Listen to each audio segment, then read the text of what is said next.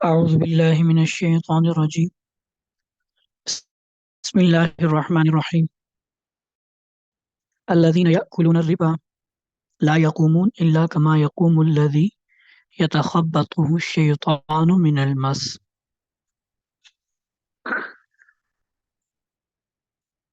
وہ لوگ یأکلون الربا جو سود کھاتے ہیں، لا یقومون وہ قیامت لا یقومون الا کما یقوم الذی وہ قیامت میں ایسے کھڑے ہوں گے یا اس شخص کی طرح کھڑے ہوں گے یتخبطہ الشیطان من المس کہ جسے شیطان نے چھو کر خبتی یعنی پاگل کر دیا ہو. ذالک بأنہم اور ایسا یہ ان کے ساتھ اس لیے ہوگا کیونکہ انہوں نے قالو کہا انما البیع مثل الربا کہ جو خرید و فروخت ہے یہ بھی تو سود کی طرح ہے. وأحل اللہ البیع وحرم الربا حالانکہ اللہ تعالیٰ نے خرید و فروخت کو حلال کیا ہے، وحرم الربا اور سود کو حرام کیا ہے. فمن جاءه موعظة من ربه فانتهى فله ما سلف پس جو شخص کہ جب آ گئی اس کے پاس نصیحت اس کے رب کی طرف سے، فانتہا اور پھر وہ رک گیا، فلہ ما سلف تو ماضی میں جو کچھ اس نے لیا وہ اسی کا ہے، وامرہ الی اللہ اور اس کا معاملہ اللہ کے سپرد ہے، ومن عاد لیکن جو کوئی دوبارہ اس کام کو کرے گا فاولئک اصحاب النار تو یہ لوگ ہوں گے جو جہنم میں ہیں، آگ والے ہیں، ہم فیہا خالدون اس میں وہ ہمیشہ ہمیشہ رہیں گے.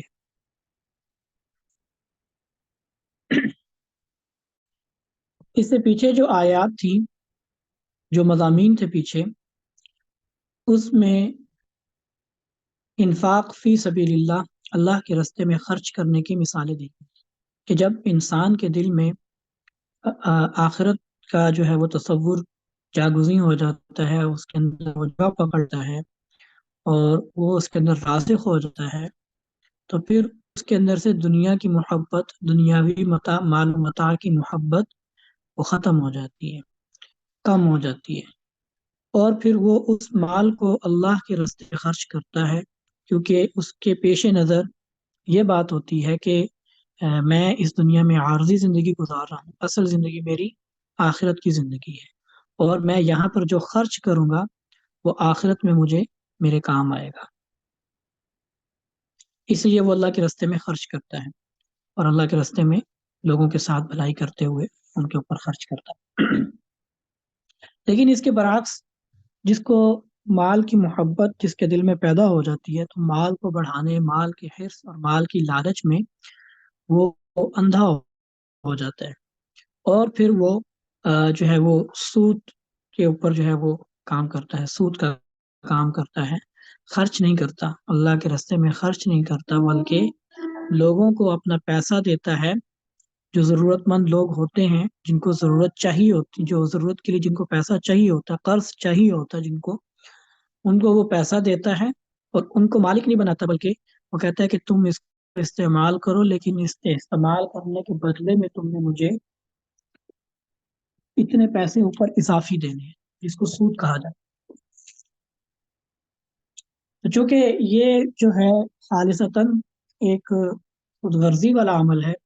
کہ جس میں ایک مجبور اور لاچار انسان کی جو ہے وہ اس کا کوئی بالکل خیال نہیں رکھا جاتا، صرف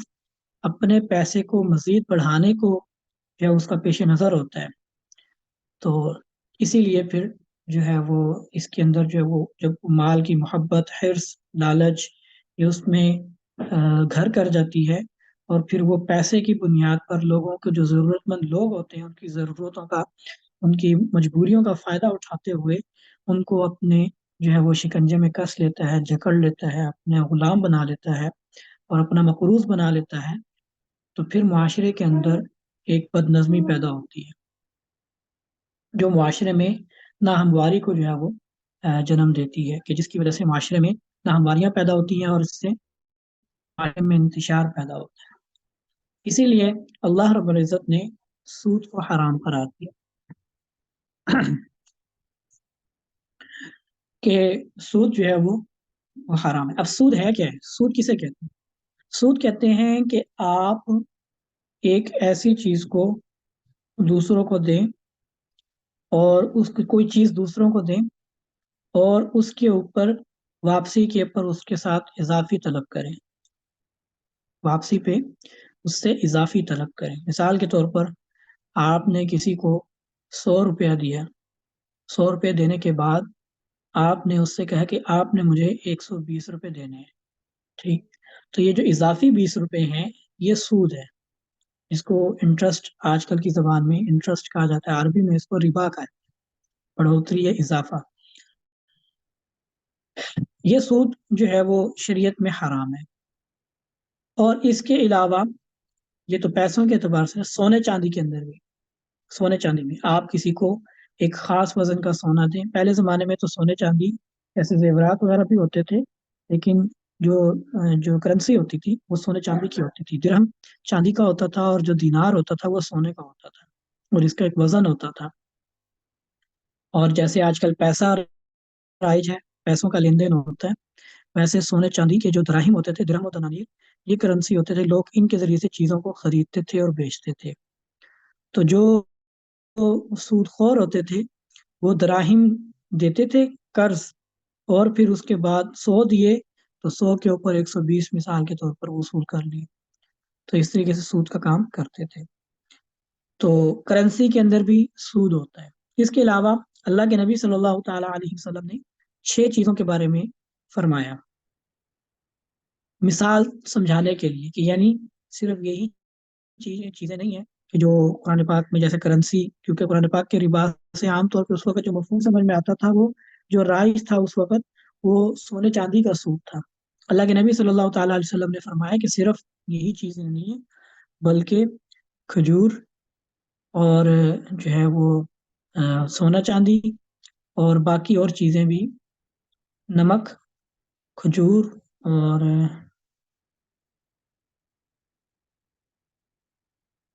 ابھی میرے ذہن سے باقی نکل گئی،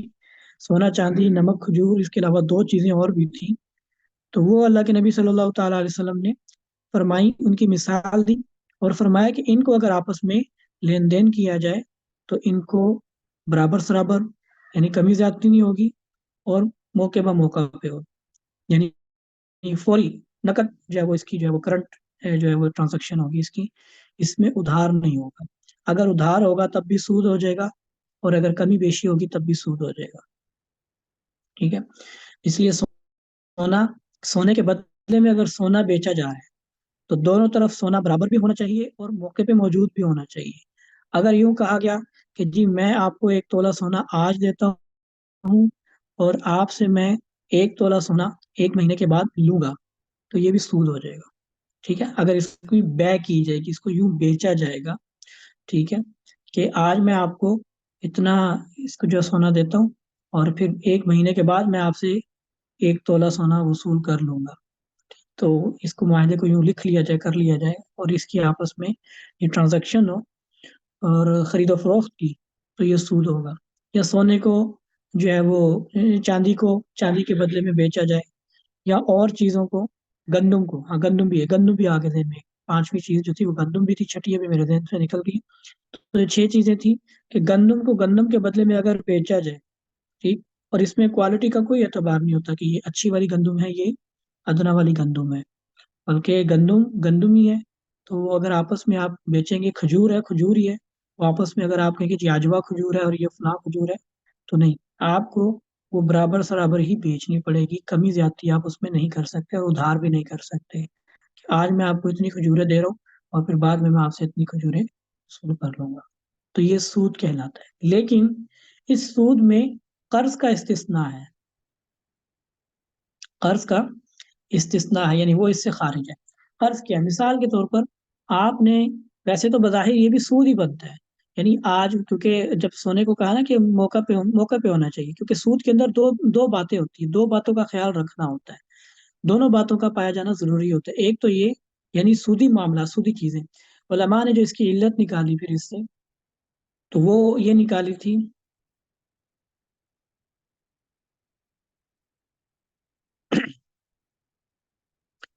علماء نے قرآن پاک کی اس آیت اور اللہ کے نبی صلی اللہ تعالیٰ علیہ وسلم کا جو حدیث مبارکہ تھی، ان دونوں کو ملانے کے بعد ان 6 چیزوں کے اندر جو چیزوں کے قدر مشترک جو چیز تھی وہ یہ متعین کی کہ جو ہے وہ موزونی چیزیں، یعنی وہ چیزیں جو وزن کر کے بیچی جاتی ہیں، ٹھیک، اور وہ چیزیں جو کیل کر کے بیچی جاتی ہیں۔ کیل عربی کا لفظ ہے، اس کا مطلب ہوتا ہے کہ جب کوئی خاص سانچہ یا پیمانہ بنا دیا جاتا ہے، جیسے مثال کے طور پر ہمارے معاشرے میں دودھ جو ہے وہ اس کا ایک خاص برتن ہے، ٹھیک ہے، تو وہ اس برتن کے اندر جتنا دودھ آتا ہے اس دودھ کی ایک قیمت متعین ہوتی ہے۔ عام طور پہ ویسے وہ کلو والا ہوتا ہے، لیکن اس کا کلو وزن نہیں کیا جاتا، لیکن بس اس کو وہ جو دودھیوں کے پاس وہ ایک برتن پیمانہ ہوتا ہے، اس پیمانے میں جتنا دودھ آ جائے اس دودھ کی قیمت متعین ہوتی ہے۔ تو ایسی چیزیں جو کسی خاص پیمانے سے ناپ تول کے دی جاتی ہوں اس کو کیل کہتے ہیں۔ اسی طرح گڑوی، کچھ لوگوں پہ کچھ جگہوں پہ گڑوی بھی چلتی ہے، ایک گڑوی دودھ کی اتنی قیمت ہے، فلاں گڑوی کی 2 گڑوی کی کتنی ہے، تو گڑوی کے ذریعے سے بھی چیزیں بیچی جاتی ہیں۔ اسی طرح بجری بیچی جاتی ہے 1 فٹ کی، تو اس میں اس کا ایک پیمانہ ہوتا ہے ان کے پاس، اس فٹ میں وہ 1 بائی 1 فٹ کا ہوتا ہے، اس میں جتنی بجری آتی ہے اسکیئر فٹ اس کو بولتے ہیں، تو اس بجری کی قیمت متعین کی جاتی ہے۔ تو وہ گویا کہ وزن بھی نہیں ہوتا اس کا، پیمائش بھی نہیں ہوتی اس کی، اس کو کیل کر کے بیچا جاتا ہے۔ تو کوئی بھی ایسی چیز ہو جو اس طریقے سے بیچی جاتی ہو، علماء نے اس کے اندر سے پھر ایک جو ہے وہ ایک عمومی ضابطہ یہ نکالا کہ کوئی ایسی چیز جو کیل کر کے بیچی جاتی ہو یا وزن کر کے بیچی جاتی ہو، ٹھیک ہے، اس میں یہ 2 باتیں ہوں، یا تو کیل کر کے بیچی جاتی ہو یا وزن کر کے بیچی جاتی ہو، جب اس چیز کا اسی چیز کے ساتھ تبادلہ ہو تو ان میں 2 شرطیں پایا جانا ضروری ہے۔ یعنی پہلی 2 شرطیں یہ، ایک تو یہ ہے کہ وہ یا تو وزن کر کے بیچی جاتی ہو یا کیل کر کے بیچی جاتی ہو، ایک بات یہ، اور دوسری بات یہ کہ اس کو اسی چیز کے بدلے میں بیچا جا رہا ہو، اسی چیز کے بدلے میں بیچا جا رہا ہو۔ جب 2 چیزیں یہ پائی جائے تو پھر اس میں 2 چیزوں کا ہونا ضروری ہے۔ نمبر 1 کہ وہ برابر سرابر ہو، کمی زیادتی نہ ہو کہ ایک طرف سے کمی اور دوسری طرف سے زیادتی ہو، ٹھیک؟ اور دوسری یہ ہے کہ وہ موقع پہ ہونی چاہیے، یہ نہیں ادھار اس پہ نہیں چلے گا، اس طرح کہ اگر آپ کسی چیز کی ٹرانزیکشن کر رہے ہیں، بے کر رہے ہیں، خرید و فروخت کر رہے ہیں، تو آپ وہ چیز کیلی بھی ہے، ایک جنس کی بھی ہے، ایک طرح کی ہی ہے، یعنی مثال کے طور پر گندم کے بدلے میں گندم بیچی جا رہی ہے، ایک ہی طرح کی ہے، اور اس میں آپ ادھار کر رہے ہیں۔ آپ کیا کر رہے ہیں؟ ادھار اس طرح کر رہے ہیں کہ آج میں آپ کو اتنے دیتا ہوں، 1 مہینے کے بعد میں آپ سے اتنے لے لوں گا، ہے اگرچہ وزن برابر ہی ہو، لیکن جب اس میں جو ہے وہ موقع پہ نہیں ہوگی تو یہ بھی سود بن جائے۔ مثال کے طور پر جیسے آلو ہے، مثال کے طور پر آلو ابھی ایک وزن کر کے بیچی جانے والی چیز ہے، ٹھیک ہے، اب اگر ایک دکاندار ایک دوسرے دکاندار سے آلو لے لیتا ہے، کہتا ہے کہ جی مجھے 5 کلو آلو دے دو، میں تم سے خرید رہا ہوں، اور اس کے بدلے میں قیمت میں کیا دوں گا، پیسے نہیں دے رہا ہوں، ابھی پیسے نہیں دے رہا ہوں، میں آپ کو اس کے بدلے میں 1 مہینے کے بعد آلو دے دوں گا، ٹھیک ہے؟ میں 5 کلو کی مثال ویسے لیے، میں بوریاں بھی اس میں بڑے بڑے جو آڑتی ہوتے ہیں وہ اس کو بوریوں کے حساب سے بھی کر سکتے ہیں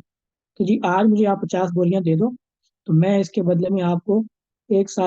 سال بعد یا اگلی فصل پہ یا کسی اور موقع پہ یا 1 مہینے کے بعد یا میرا اگلا جو آرڈر آئے گا اس پہ میں آپ کو 50 بوریاں واپس کر دوں گا۔ تو ایسی ٹرانزیکشن کرنا جائز نہیں، ایسی ٹرانزیکشن کرنا جائز نہیں ہے، کیوں؟ کیونکہ آلو جو ہیں وہ وزن کر کے بیچے جاتے ہیں اور آلو کے بدلے میں ہی بیچے جا رہے ہیں، آلو کے بدلے میں ہی بیچے جا رہے ہیں،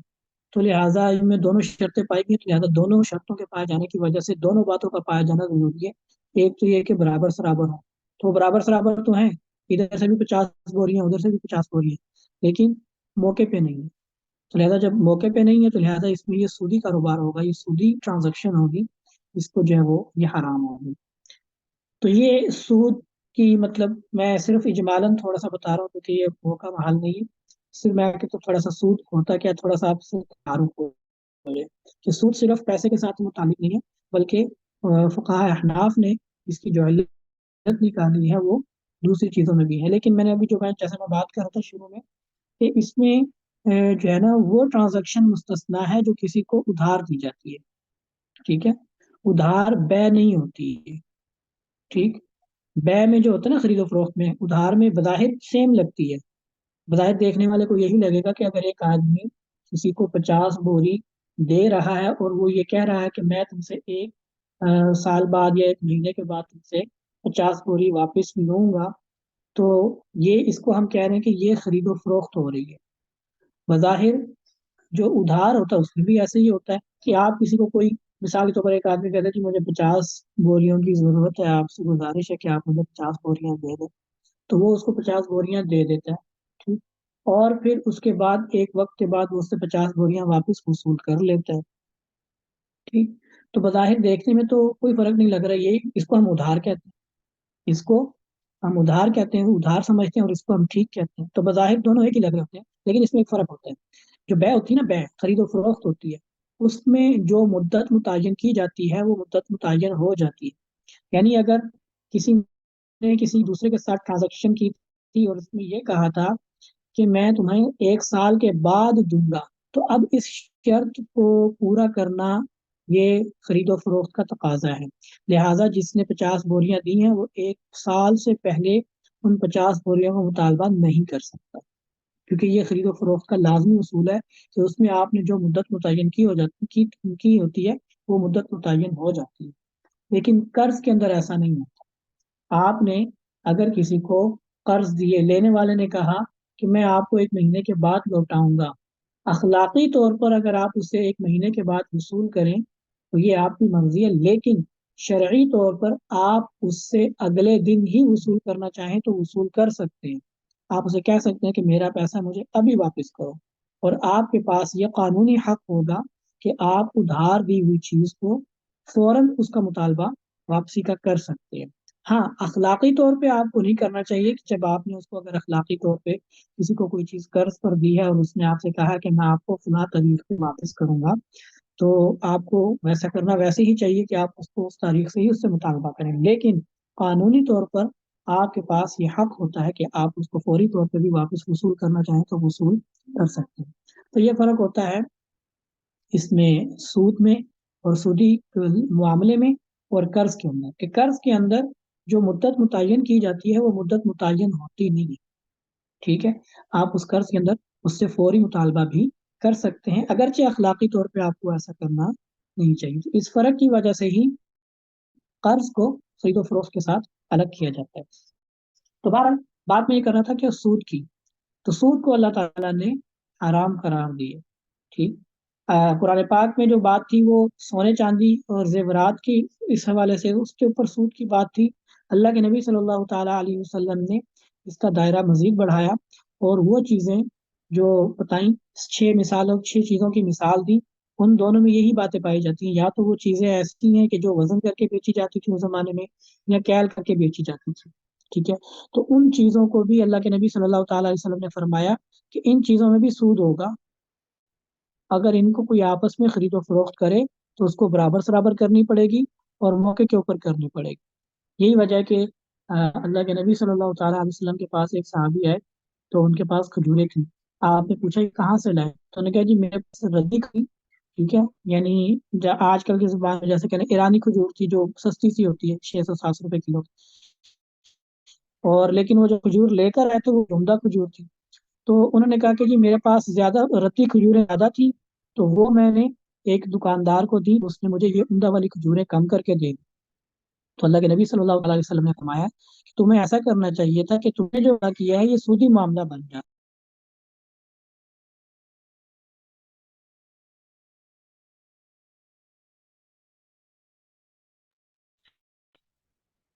तो अल्लाह के नबी सल्लल्लाहु अलैहि वसल्लम ने फरमाया कि तुम्हें ऐसा करना चाहिए था कि तुम वो रद्दी खजूर पैसों की बेच देते, और पैसों से तुम जो है ना फिर वो उम्दा खजूर खरीद लेते, बराह रास्त खजूरों को खजूरों के साथ आपस में ना बेचते, क्योंकि तुमने कमी ज्यादती के साथ बेची है, और कमी ज्यादती के साथ बेचने की वजह से इसमें सूद आ गया है। तो गोया कि अल्लाह के नबी सल्लल्लाहु अलैहि वसल्लम ने बता दिया और समझा दिया कि आपस में इन चीज़ों की खरीदो फरोख्त नहीं की जा सकती है, इनको दूसरी चीज़ों के साथ इनको अगर वो किया जाए तो उसको बेचा जा सकता है। अच्छा, जब अल्लाह ताला ने ये हुक्म सूद का दिया, तो जो कुफार थे, जो मतलब जो सूद की हुर्मत के कायल नहीं थे या सूद को गलत नहीं समझते थे, उन्होंने एतराज कर दिया। उन्होंने कहा कि خرید و فروخت میں بھی تو ایسے ہی ہوتا ہے. آپ ایک چیز خرید کر لاتے ہیں، ٹھیک. آپ مثال کے طور پر دکاندار لوگ ہوتے ہیں، گندم خرید کر لاتے ہیں، ٹھیک. 10 درہم کی خرید کر لاتے ہیں، یا جیسے مثال کے طور پر ایک بوری جو ہے وہ 5,000 کی بوری خریدتے ہیں، آگے گاہکوں کو جو ہے وہ 7,000 کی 6,000 کی بیچ دیتے ہیں. تو وہ جو 1,000 کے اوپر زائد لے رہے ہیں، تو ہم بھی تو بس سونے کے اوپر یا چاندی کے اوپر ہم زائد لے لیتے ہیں، درہم و دنانیر کے اوپر. تو اس میں کیا فرق ہے؟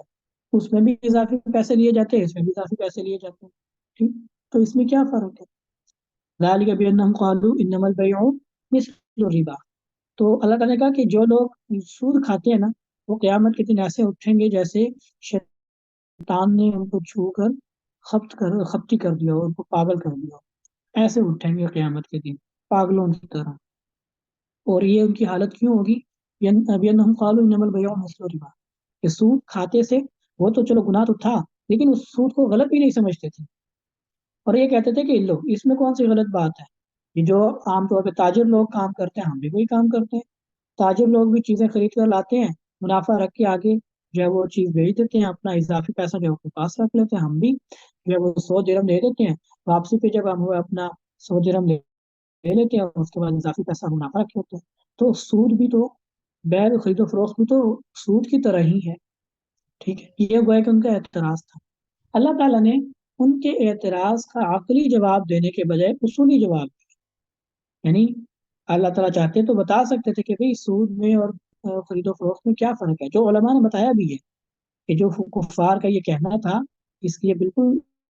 غلط بات تھی. کہ ایسا نہیں ہے کہ سود اور جو کہتے ہیں بیع شراء، خرید و فروخت کی ایک طرح کی ہی بات ہے، اس میں عقلی فرق موجود ہے. لیکن اللہ تعالیٰ نے اصولی جواب کیا کہ بندے کے پاس یہ اختیار نہیں ہے، بندے کے پاس یہ اتھارٹی نہیں ہے کہ وہ اللہ کے فیصلے پر سوال اٹھائے. بس اللہ نے حلال کر دیا تو کر دیا،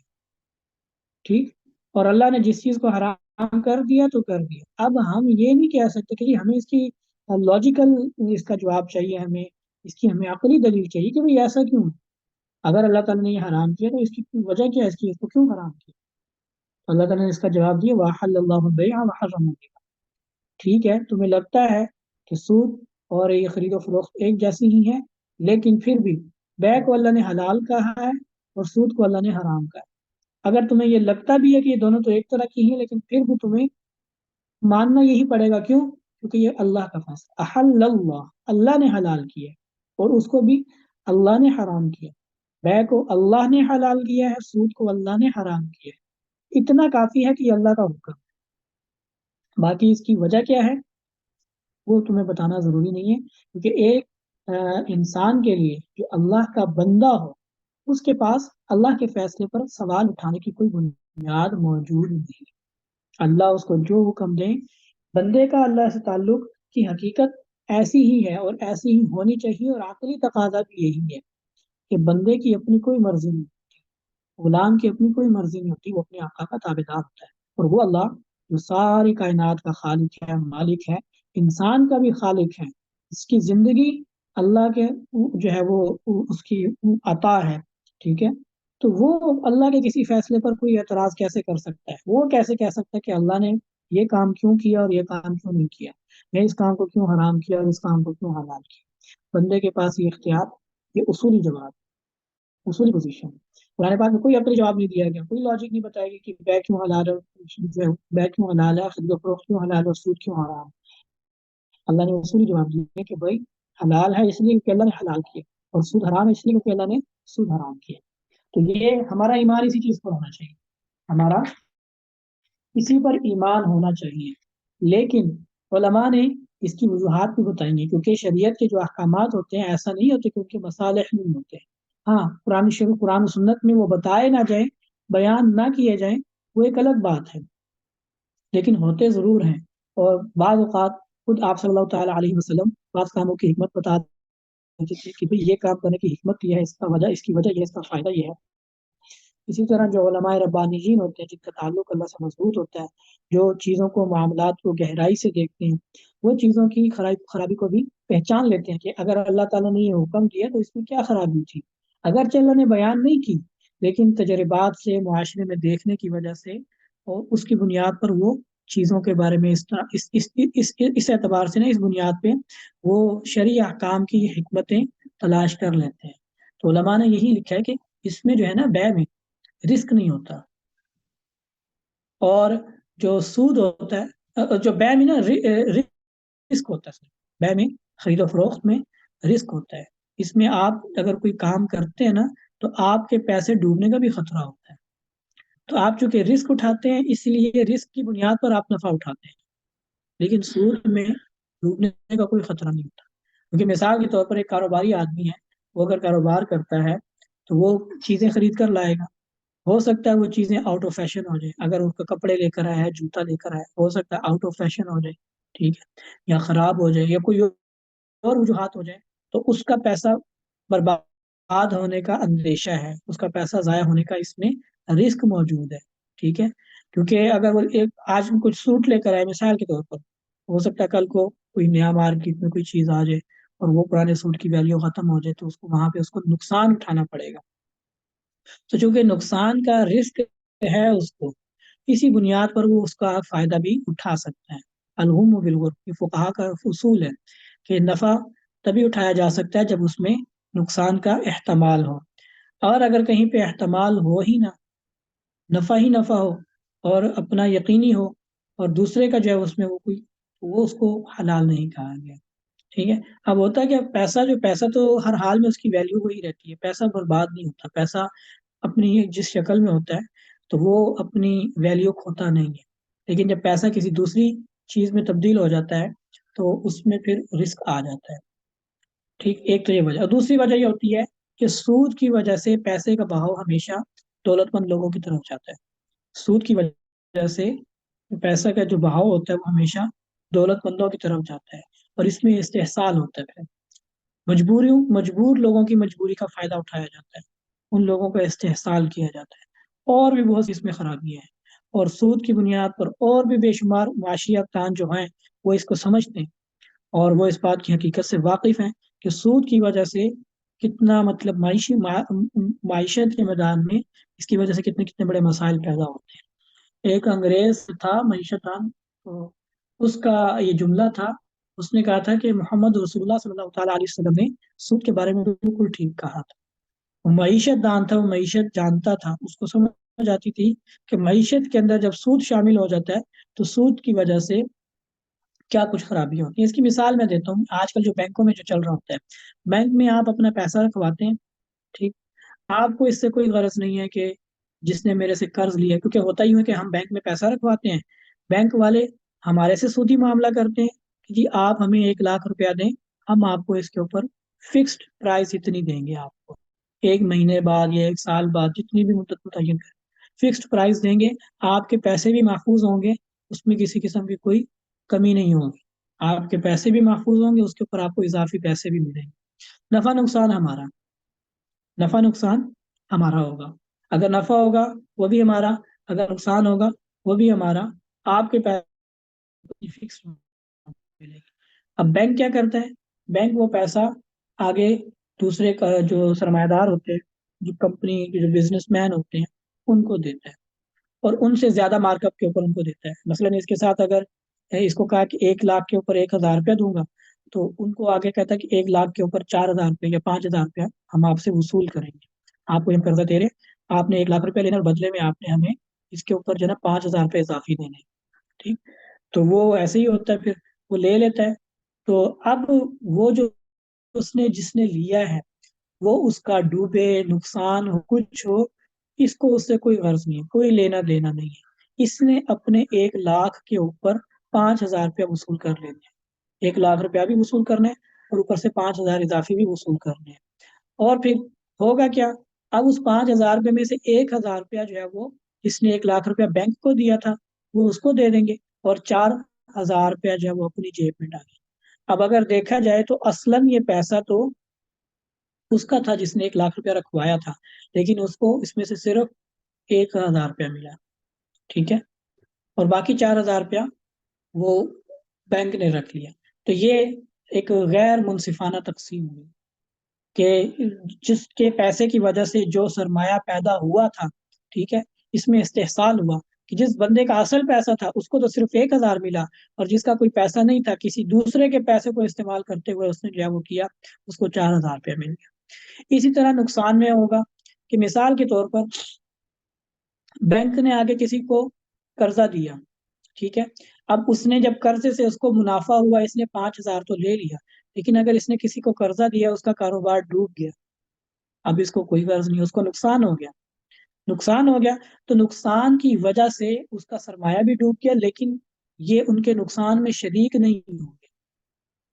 یہ ان کے نقصان میں شریک نہیں ہوں گے، کیونکہ کہیں گے ہم نے تو آپ کو بھائی پیسے دیے تھے، آپ اس کو گھمائیں، گم کریں، ان کو لٹا دیں، جو کچھ مرضی کریں، ہمیں اس سے کوئی لینا دینا نہیں، ہم نے آپ سے اپنے پیسے بھی وصول کرنے ہیں اور اس کے اوپر سود بھی وصول کرنا ہے،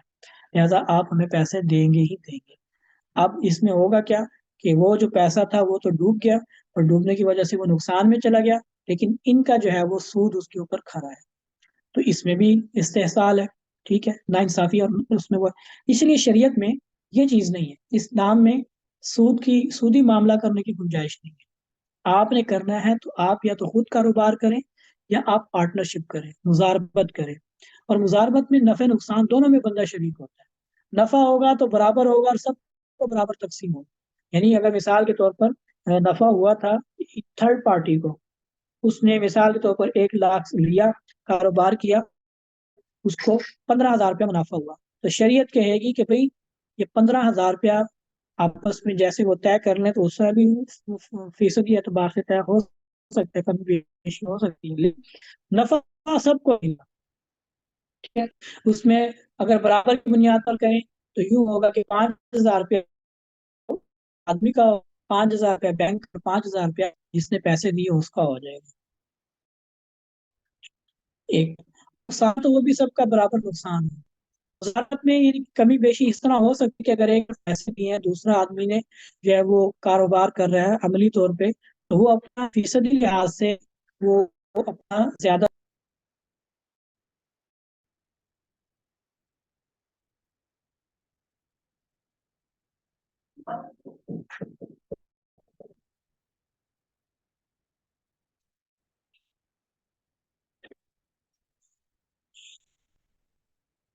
تو وہ اس کے اندر ہی ہوگا، مطلب نفع کے اندر ہی ہوگا، جو فیصد انہوں نے پرسنٹیج طے کی ہوگی تو نفع کے اندر ہوگی، اگر نقصان بھی وہی پرسنٹیج ہوگی،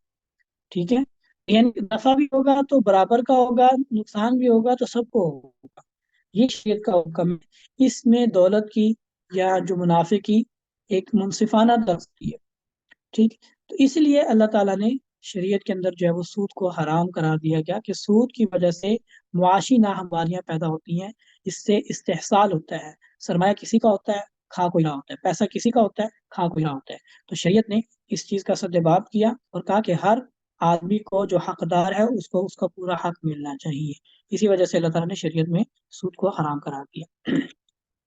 تو یہ حکومتیں جو ہے سود کی تباہ کاریاں جو ہیں وہ اس حوالے سے علماء نے بیان کی ہیں، جو اس میں ملاحظہ کی جا سکتی ہے، بہرحال لیکن اللہ تعالیٰ نے اصولی یہ جواب دیا کہ احل اللہ البیع وحرم الربا، اللہ نے بیع کو حلال کیا ہے اور سود کو حرام کیا ہے، لہذا یہ کوئی سوال نہیں بنتا کہ جی یہ بھی تو اس کی طرح ہی ہے، ٹھیک ہے، بالکل اس کی طرح ہو سکتا ہے، لگے تمہیں اس کی طرح ہے، لیکن اللہ تعالیٰ نے اس کو حرام قرار دیا ہے، سود کو، اور بیع کو حلال کیا۔ یہاں پر میں ایک اور بات ضمن اس میں ایک داخل ہوں، کچھ لوگ جو قسطوں پہ جو چیز ہوتے ہیں اس کو بھی سود سمجھتے ہیں، جو قسطوں پہ انسٹالمنٹ پہ جو چیزیں خریدی جاتی ہیں اس کو بھی لوگ سمجھتے ہیں کہ شاید یہ بھی سود ہے، ایسا نہیں ہے، قسطوں پہ جو چیز لی جاتی ہے وہ سود اس لیے نہیں ہوتی کیونکہ وہاں پہ چیزیں ایک طرح کی نہیں ہوتی، ایک طرف پیسے ہوتے ہیں اور دوسری طرف چیز ہوتی ہے، ٹھیک ہے، تو میں نے بتایا تھا نا کہ سود تب بنتا ہے کہ جب کوئی چیز وزن کر کے بیچی جا رہی ہو یا جو ہے وہ کیل کر کے بیچی جا رہی ہو اور اس جیسی چیز کے بدلے میں ہی بیچی جا رہی ہو، تو پھر سود بنتا ہے، تو چونکہ جب آپ انسٹالمنٹ کی دکان پہ جاتے ہیں، فریج، اے سی، گاڑی یا موٹر سائیکل یا واشنگ مشین، کوئی کچھ بھی آپ چیز خریدتے ہیں تو وہ چیز ہوتی ہے، اور جس کے ذریعے سے آپ خرید رہے ہوتے ہیں وہ پیسے ہوتے ہیں، تو دونوں ایک طرح کی تو نہیں ہوتی نا، دونوں مختلف ہوتی ہیں، تو چونکہ ان میں یہ اختلاف ہوتا ہے اس وجہ سے اس پہ کمی بیشی کی جا سکتی ہے، اور علماء نے فقہا نے یہ بات لکھی ہے کہ نقد کی قیمت الگ ہو سکتی ہے اور ادھار کی قیمت الگ ہو سکتی ہے. مثلا آپ یوں کہہ سکتے ہیں کہ بھائی یہ چیز میں آپ کو نقد اگر بیچوں تو میں آپ کو 1 لاکھ کی بیچوں گا، لیکن اگر آپ نے ادھار لینی ہے تو پھر میں آپ کو یہ 1.5 لاکھ کی بیچوں. ایسے آپ کوئی چیز فروخت کر سکتے ہیں. ٹھیک ہے، اس میں سود نہیں ہوگا. کیوں سود نہیں ہوگا؟ کیونکہ سود کے اندر میں نے آپ کو بتایا تھا کہ 2 چیزوں کا ہونا ضروری ہے کہ یا تو وہ وزن والی چیز ہو یا کیل والی چیز ہو، اور اپنی جیسی چیز کے بدلے میں ہی بیچی جا رہی ہو. تو یہاں پہ ایک طرف پیسے ہیں اور دوسری طرف چیز ہے، دونوں ایک ایک جیسے ہیں، تو اس لیے اس میں سود نہیں ہے. ٹھیک ہے، جو چیزیں خرید و فروخت ہیں سود بھی نہیں ہوتی. لیکن اس میں یہ بھی ہے، ایک دفعہ آپ چیز لیتے ہیں نا اس پہ قسطوں پہ، آپ نے خرید کتنے کی ہے جی؟ یہ نقد 10,000 کی ہے، قسطوں پہ اگر آپ لیں گے آپ کو 15,000 کی ملے گی، اور آپ نے یہ قسطیں 10 مہینے میں ادا کرنی ہے. ٹھیک ہے، تو آپ کو 1,500 روپیہ ماہانہ آپ نے قسط ادا کرنی ہے. لیکن اس میں اب 15,000 میں کمی بیشی نہیں ہو سکتی. 15,000 میں کمی بیشی نہیں ہو سکتی، کیونکہ اب آپ نے جب وہ چیز خرید لی، ٹھیک ہے، تو آپ کے ذمے میں پیسوں کی ادائیگی لازم ہے. آپ نے اب اس کے 15,000 روپیہ دینے ہیں، جو 1,500 ہر مہینے آپ نے ان کو دینے. ٹھیک، تو اب گویا کہ آپ کے ذمے میں پیسے آ گئے.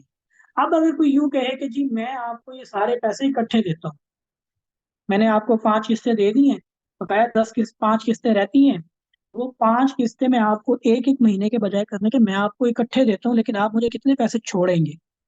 تو یہ کرنا سود ہو جائے گا، کیونکہ اب آپ پیسے کے بدلے میں پیسے چھڑا رہے ہیں.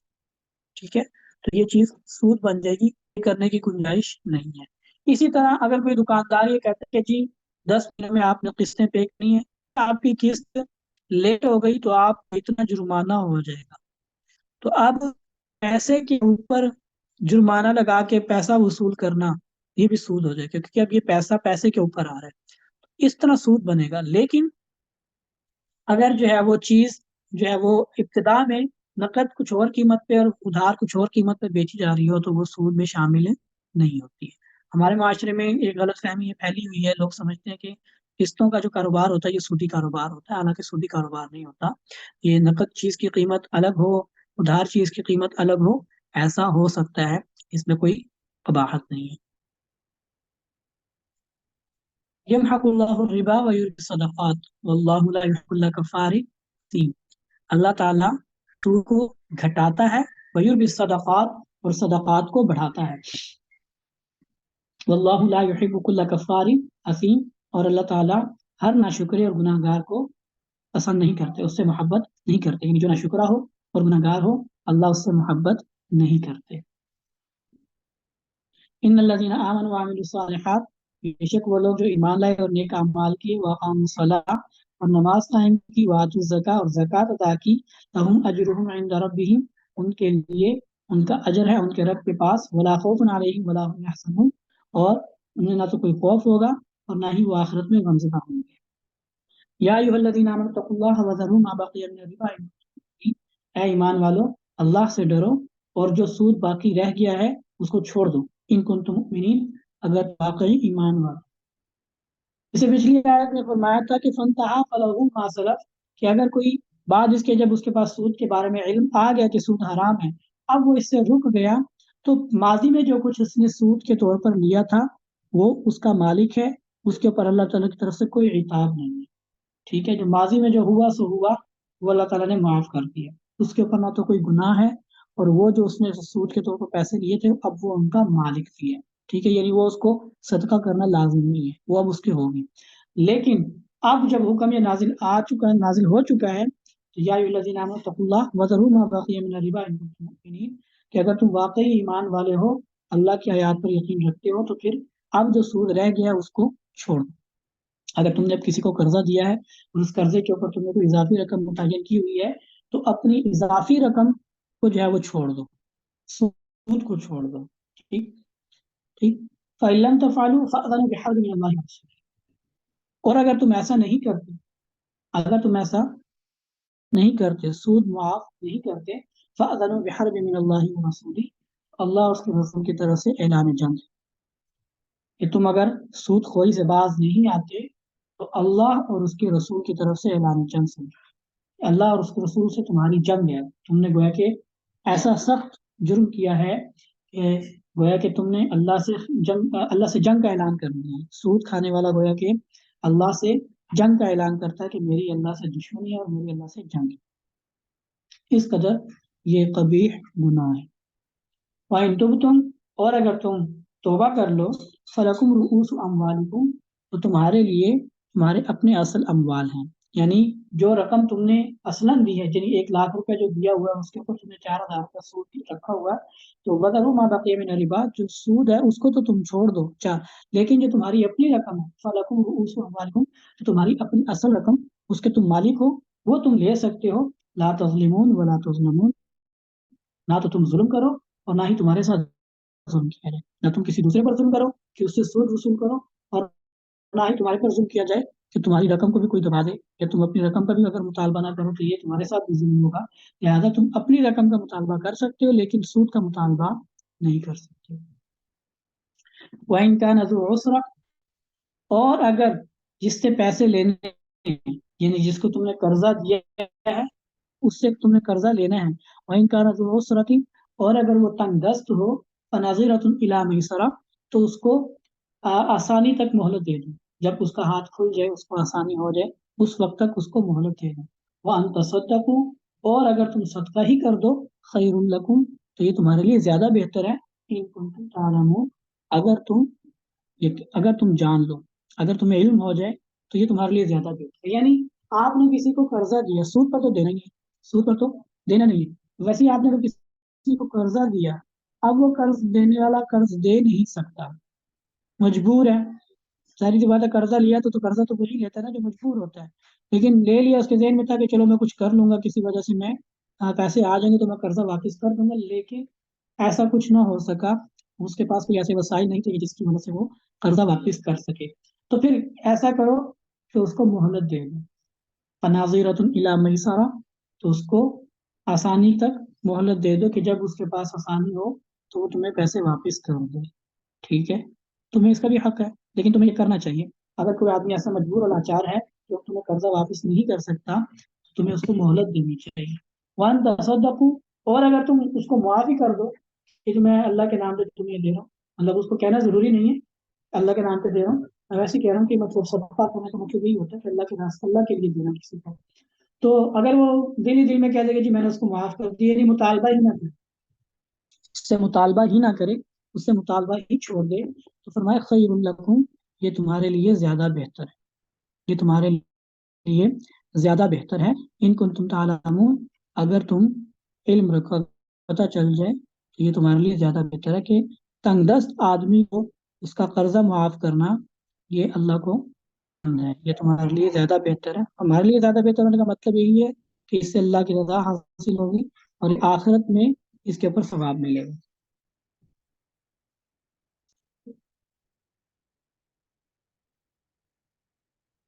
اور احادیث میں اور جو ہے وہ، اچھا اس میں دونوں طرف الگ احکامات ہیں، ہمارے معاشرے میں اب مسئلہ یہ بھی ہے نا کہ لوگ قرض لے لیتے ہیں، باوجود وسعت کے قرض واپس کرنے کا نام ہی نہیں لیتے، باوجود یہ کہ پیسے ہوتے ہیں لیکن دینے کا نام ہی نہیں لیتے، ٹال مٹول سے کام لیتے ہیں، یا دینے کی ان کی نیت ہی نہیں ہوتی ہے، تو یہ کرنا بھی ظلم ہے، دونوں کو الگ الگ حکم ہے، قرض دینے والے کو کہ اگر واقعی اس کو پتا ہے کہ جس کو میں نے قرضہ دیا ہے وہ مجبور ہے، لاچار ہے، وہ قرض نہیں دے سکتا، کہ تم مہلت دے دو اس کو تھوڑی سی، جب اس کو آسانی ہو تو وہ تمہیں تمہارے پیسے واپس لوٹا دے، اور اگر یہ کرے گا تو اس کو اس کے اوپر ثواب بھی ملے گا، ٹھیک ہے، بلکہ ایک حدیث شریف میں حکم یہ بھی ہے کہ نفلی صدقہ کرنے سے کسی کو قرض دینے کا زیادہ ثواب، تنگ دست کو، کسی مجبور کو قرض دینا اس کا زیادہ ثواب ہے نفلی صدقے کی، کیونکہ عام طور پہ جو قرض لینے والا وہ انتہائی مجبور ہوتا ہے، تو انتہائی مجبور آدمی کی مجبوری کو پورا کرنے کا زیادہ ثواب ہے، ٹھیک ہے، یہ بھی لکھا ہے، یہ بھی آتا ہے روایات میں کہ اگر کوئی کسی تنگ دست کو قرضہ دیتا ہے نا تو جس دن تک وہ اس کو قرضہ اس کے پاس رہتا ہے اتنے دن اس کو اتنی رقم صدقہ کرنے کا ثواب ملتا ہے، یعنی ایک آدمی ہے مجھے 1,000 روپیہ چاہیے، بہت مجبور ہے، اس کی ضرورت کو پورا کرنے کے لیے 1,000 روپیہ دے دیے، کیونکہ عام طور پہ انسان جب انتہائی میں ہوتا ہے نا تبھی سوال کرتا ہے، ویسے سوال نہیں کرتا، اللہ یہ کہ کسی کی عادت ہی بن گئی ہو مانگنے والی، وہ ایک الگ بات ہے، لیکن ایک شریف النفس آدمی انتہائی مجبوری کے عالم میں سوال کرتا ہے، وگرنہ وہ سکتا، اور اگر وہ سوال کر رہا ہے تو اس کا مطلب ہے کہ انتہائی مجبور ہے، آپ نے اس کی مجبوری کو اگر پورا کیا، اس کا خیال رکھا، تو اللہ تعالیٰ شریعت کی طرف سے آپ کو جتنے پیسے آپ نے اس کو دیے، ہر روز اتنے پیسے آپ کو صدقہ کرنے کا ثواب دیتا ہے، ٹھیک ہے، اور اگر وہ تنگ دست ہو جائے کسی وجہ سے نہ دے سکے، آپ اس کو معاف کر دیں تو اس کا تو اور بھی زیادہ ثواب ہے، ٹھیک ہے، تو یہ تو قرض والے کو، جو قرض دینے والا ہے اس کے لیے یہ احکامات ہیں، جس قرض لیا ہے اس کو کیا حکم ہے، شریعت میں بغیر کسی وجہ کے قرض لینے سے منع کیا گیا، اللہ کے نبی صلی اللہ تعالیٰ علیہ وسلم قرض کو انتہائی مطلب جو ہے وہ ناپسند کرتے تھے، ایک حدیث شریف میں آتا ہے کہ اے اللہ میں آپ سے پناہ میں آتا ہوں، آپ کی پناہ میں آتا ہوں کفر سے اور قرض سے، تو ایک صحابی نے پوچھا یا رسول اللہ کفر کے بعد آپ نے براہ راست قرض سے، یعنی کہ یہ اتنا کبھی کام ہے کہ آپ نے کفر سے پناہ مانگی اور ساتھ ہی قرض سے پناہ مانگی، فرمایا ہاں، آپ صلی اللہ تعالیٰ علیہ وسلم اس شخص کا جنازہ نہیں پڑھتے تھے کہ جس کے ذمہ قرض ہوتا تھا، جب جنازہ لایا جاتا تھا کہ یا رسول اللہ یہ فوت ہو گیا، اس کی نماز جنازہ پڑھاتے ہیں، آپ پوچھتے تھے کہ اس کے ذمہ قرض تو نہیں ہے، اگر ہوتا ہے کہ ہاں جی قرض ہے اس کے ذمہ، فرماتے ٹھیک ہے تم پڑھ لو، میں اس کی نہیں پڑھ سکتا، ٹھیک، اور اگر کوئی کہتا ہے کہ جی میں اس کا قرض ادا کر دوں گا، تو پھر آپ صلی اللہ تعالی وسلم نماز جنازہ پڑھتے تھے، قرض دار کی نماز جنازہ آپ نہیں پڑھتے تھے، اور جو قرض مانگنے والے، خام خواہ قرض لینے والے، بات بے بات پہ قرض لینے والے، ان کے خلاف وعید بھی ہے کہ مانگنا، کسی دوسرے سے قرض لینا، ادھار لینا، اس کو شریعت میں اچھا نہیں سمجھا جاتا، انتہائی مجبوری کے عالم میں اگر آپ کو ضرورت ہو تو آپ قرض لے سکتے ہیں، بات بے بات پہ قرضہ نہیں لینا چاہیے، ہمارے یہاں پہ وہ ہوتا کیا ہے، نام و نمود کے لیے، دکھلاوے کے لیے، نمائش کے لیے پیسے نہ قرض لے لیتے، شادی کرنی ہے، بیٹے کی شادی کرنی ہے، پیسے نہیں ہے، قرض لے لیں، قرض اٹھا لیں گے، ایسی قطعاً اس کی اجازت نہیں ہے، بھائی شادی سادگی طریقے سے بھی ہو سکتی ہے، لازمی تو نہیں ہے کہ آپ نے جو ہے وہ سارے ٹشن پورے کرنے ہیں، آپ نے ڈھول باجا سارا کچھ کرنا ہے، مہندی مائیوں کی رسمیں کرنی ہے، سارا کچھ کرنا ہے، ایسے نہیں ہے تو آپ نے پھر وہ کرنا رسموں کو پورا کرنے کے لیے، ٹھیک، مہندی کی رسم کرنی ہے، فلانی رسم کرنی ہے، اور کوئی کام کرنا ہے، تو قرض لے لیں گے اس کام کے لیے، تو قرض لینا جائز نہیں ہے، قرض لینا اس میں شریعت میں اس کی اجازت نہیں ہے، اور اس کو برا سمجھا گیا، ہاں اجازت اس طرح ہے کہ اگر انتہائی مجبوری ہو، کہ لاچار ہو بندہ، اور کوئی اس کو سجائی نہ دے رہا ہو، اور ضرورت بھی انتہائی ضرورت ہو کہ اس کے بغیر چارہ نہ ہو، بندہ بھوکا مر رہا ہو، کوئی اور ایسی سخت بیماری ہو، کوئی سخت پریشانی مسئلہ ہو، تو ایسی صورت میں اگر وہ قرضہ لینا چاہے تو پھر اس کی گنجائش ہے، اور ساتھ ہی یہ بھی حکم ہے کہ اس کو فوراً واپس لوٹانا، کوشش کرنا، یہ نہیں کہ بس قرضہ لے لیا ٹھیک ہے مطمئن ہو کے بیٹھ گیا ٹھیک ہے دے دیں گے، یہ نہیں، اس کو واپس کرنے کی فکر ہونی چاہیے، ٹھیک ہے، مرتے وقت تک اس کے ذمے میں قرضہ نہیں ہونا چاہیے کسی کا، فرمایا کہ شہید کے سارے گناہ معاف ہیں لیکن اس کا قرضہ معاف نہیں ہے،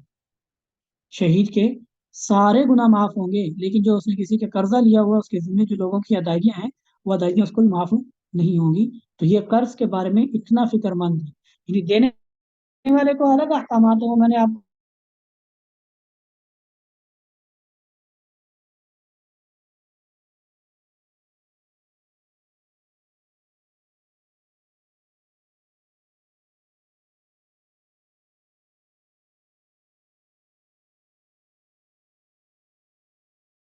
کے آخرت میں اس کے اوپر معاوضہ نہیں ہوگا،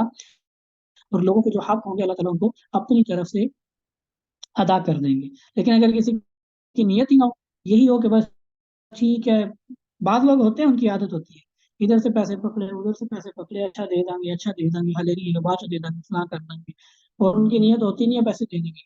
یا تو بعض اوقات اور جب قرضہ لے رہے تھے اس وقت ان کو پتہ بھی ہوتا ہے کہ ہم قرضہ دے نہیں سکیں گے، پھر بھی قرضہ لے رہے ہوتے ہیں، ٹھیک ہے، تو اس طرح قرضہ لینا ٹھیک نہیں ہے، اور اگر ہو اور نہ دے تو اللہ کے نبی صلی اللہ تعالی وسلم نے فرمایا مطل الغنی ظلم،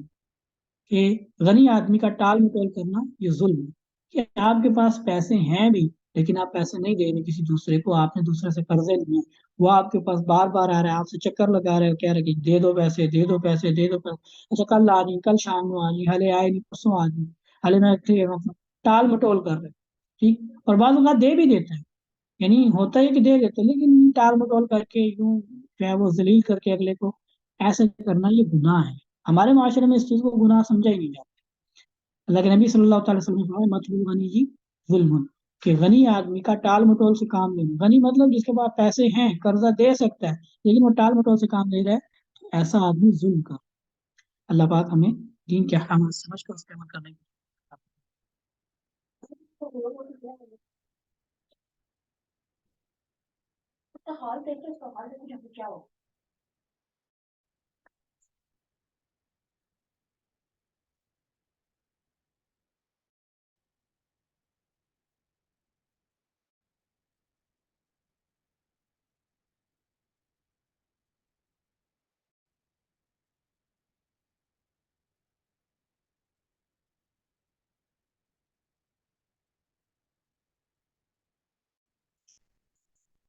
आमन रसूल बिमा उनजिला इलैहि मिन रब्बिही वल मुमिनून,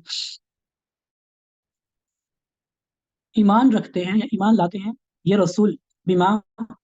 उस चीज पर, उनजिला इलैहि मिन रब्बिही जो इन पर इनके रब की तरफ से नाजिल की गई, वल मुमिनून और दूसरे मोमिन भी। ये रसूल भी यकीन रखते हैं, ईमान लाते हैं उस वही पर जो उनकी तरफ नाजिल की गई उनके रब की तरफ से, और दूसरे मोमिन भी इस पर ईमान रखते हैं। कुल्लुन सारे के सारे, आमन बिल्लाहि व मलाइकतिही व कुतुबिही व रुसुलिही, सारे के सारे ईमान रखते हैं अल्लाह पर, उसके फरिश्तों पर, उसकी सारी किताबों पर और उसके सारे रसूलों पर। ला नुफर्रिकु बैना अहदिम मिन रुसुली, और वो ये कहते हैं कि हम अल्लाह के रसूलों में से किसी रसूल के दरमियान में कोई फ़र्क नहीं करते। क़ालू और ये भी कहते हैं समिअना व अताना, हमने दिल से सुन लिया, व अताना और पूरी खुशी से उसकी इताअत की, उसके ऊपर अमल किया। गुफ़रानका ए हमारे रब, हम आपकी मग़फ़िरत के तालिब हैं। गुफ़रानका रब्बना ए हमारे रब, हम आपकी मग़फ़िरत के तालिब हैं। व इलैकल मसीर और आप ही की तरफ लौट कर जाना है, अंजाम कर आप ही की तरफ जाना है। अल्लाह रब्बुल इज़्ज़त ने इस आयत में अहले ईमान का वसफ़ बयान किया कि ये जो रसूल हैं यानी मोहम्मद रसूलुल्लाह सल्लल्लाहु तआला अलैहि वसल्लम, ये उस ईमान रखते हैं जो इन पर नाजिल की, यानी कुरान पर भी ईमान रखते हैं, और जो मुमिनीन हैं वो भी इस पर ईमान रखते हैं। और सिर्फ इसी पर नहीं, कुल्लुन आमन बिल्लाह व मलाइकतिही व कुतुबिही व रुसुलिही, सिर्फ इसी वही पर नहीं बल्कि अल्लाह पर और अल्लाह के सारे फरिश्तों पर और सारी किताबों पर, साबका जितनी किताबें हैं, तौरात, ज़बूर, इंजील और जितनी भी इससे पहले सहीफे हैं, सब पर इजमालन ईमान रखते हैं। यानी कुछ वो साहिब जिनके बारे में हमें नहीं मालूम कि वो कौन से थे, लेकिन अल्लाह ने बयान किया कि सुहुफ इब्राहिम व मूसा, इब्राहिम अलैहिस्सलाम पर भी सहीफे उतरे, मूसा अलैहिस्सलाम पर भी सहीफे उतरे, मुख्तलिफ अंबिया पर मुख्तलिफ सहाइफ उतरे। हम सब पर ईमान रखते हैं कि सारे के सारे जिनका हमें नाम मालूम है, जिनका हमें नाम मालूम नहीं है, क्योंकि खुद कुरान पाक में आता है कि बाज़ का हमने आपको किस्सा बयान किया और बाज़ का किस्सा बयान नहीं किया। कमोबेश उलमा ने बयान किया 1.25 के करीब अंबिया दुनिया में तशरीफ लाए। तो जिनके हमें नाम मालूम है उनके नाम के साथ, और जिनके हमें नाम मालूम नहीं है उनके नाम के बगैर जिनको अल्लाह ताला ने रसूल बनाया, हम सब की रिसालत की गवाही देते हैं। ठीक है। और वकुतुबिही और उसकी सारी किताबों की, तौरात पर भी हम ईमान रखते हैं कि अल्लाह की तरफ से मूसा अलैहिस्सलाम पर नाजिल की गई थी और ये हिदायत की किताब थी। लोगों को उस वक़्त अगर निजात चाहिए थी तो उनके लिए तौरात की इत्तिबा करना लाज़मी थी। हम ज़बूर पर भी ईमान रखते हैं जो हज़रत दाऊद अलैहिस्सलाम पर उतरी थी, और उस वक़्त भी उस लोगों के लिए निजात के लिए उस पर ईमान रखना ज़रूरी था। और इंजील पर भी ईमान रखते हैं जो हज़रत ईसा अलैहिस्सलाम पर नाजिल हुई, और कुरान के नाजिल होने से पहले तक लोगों की निजात के लिए इंजील पर ईमान रखना ज़रूरी था। लेकिन अब जो किताबें हैं तौरात, ज़बूर, इंजील, खुद अल्लाह ताला ने बताया कि इन लोगों ने इनमें तब्दीलियाँ कर दी। यक्तुबूनल किताब बिअयदीहिम सुम्मा यक़ूलूना हाज़ा मिन इंदिल्लाह, अपनी तरफ से किताबें लिखते हैं और कहते हैं कि ये अल्लाह की तरफ से है। ठीक। और कुरान पाक के उसमें अपनी किताबों में इन्होंने क्या कर दिया, तब्दीलियाँ कर दी, अपने अकायद में तब्दीलियाँ कर दी। ये हम ईसा अलैहिस्सलाम को तो मानते हैं, लेकिन ईसा अलैहिस्सलाम को अल्लाह का बेटा नहीं मानते। ठीक है। हम तौरात को जो पर यकीन रखते हैं जो मूसा अलैहिस्सलाम पर नाजिल हुई थी, लेकिन जो मौजूदा तौरात है इसके बारे में हम इसके ऊपर यकीन नहीं रखते, क्योंकि खुद अल्लाह ने बयान किया कि यहूदियों ने इसमें रद्द-बदल कर दिया, ईसाइयों ने अपनी इंजील में रद्द-बदल कर दिया है, ये महफूज नहीं है, ये वैसी नहीं है जैसी अल्लाह ने नाजिल की थी, इनमें बढ़िया तब्दीलियां हो चुकी हैं। तो हमारा ईमान उस तौरात पर है, उस ज़बूर पर है, उस इंजील पर है कि जो ان پیغمبروں پر نازل ہوئی تھی اور جو حق تھی اور اللہ ہی کی طرف سے تھی، ہمارا اس پر ایمان تھا۔ لیکن آج جو یہودی اور عیسائی اپنے پاس تورات اور انجیل کی کتابیں لیے پھرتے ہیں، تو ہم ان خاص کتاب کے اوپر ایمان نہیں رکھتے۔ کیوں؟ کیونکہ ہمیں نہیں پتا ان میں کیا تبدیلیاں نہیں ہوئی،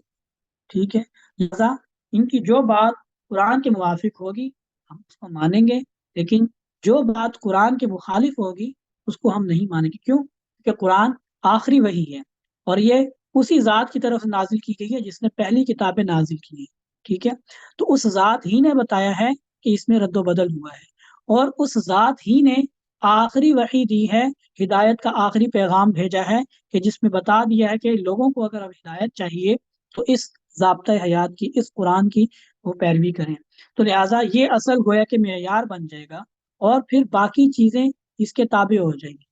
لہٰذا جو چیزیں قرآن کے موافق ہوں گی ان کے اوپر تو ہم ایمان لائیں گے، ان کو تو ہم مانیں گے، لیکن جو چیزیں قرآن کے مخالف ہوں گی، قرآن کی بات کی مخالف ہوں گی، ان کو ہم اس کے اوپر ایمان نہیں رکھیں گے۔ جیسے عیسائیوں نے کہا کہ عیسیٰ علیہ السلام اللہ کے بیٹے ہیں، تو یہ بات تو خود قرآن پاک میں تردید کر دی کہ اللہ تعالیٰ تو لم یلد ولم یولد، نہ اللہ کی اولاد ہے، نہ ہی اللہ کا کوئی باپ ہے، اللہ تعالیٰ کو اولاد سے پاک ہے، ٹھیک ہے؟ اور لقد کفر الذین قالوا ان اللہ ثالث ثلاثہ، جو لوگ کہتے ہیں کہ تین خدا مل کر ایک خدا ہوتے ہیں، خدا بیٹا روح القدس، باپ بیٹا روح القدس، تو ان لوگوں نے کفر کیا۔ لہذا جو عیسائی یہ کہتے ہیں کہ جی بائبل میں یہ لکھا ہوا ہے، تو بائبل میں یہ نہیں لکھا ہوا، قطعاً یہ نہیں لکھا ہوا، یہ لوگوں نے اپنی طرف سے اس میں شامل کر لیا ہے اور اس کو اپنی طرف سے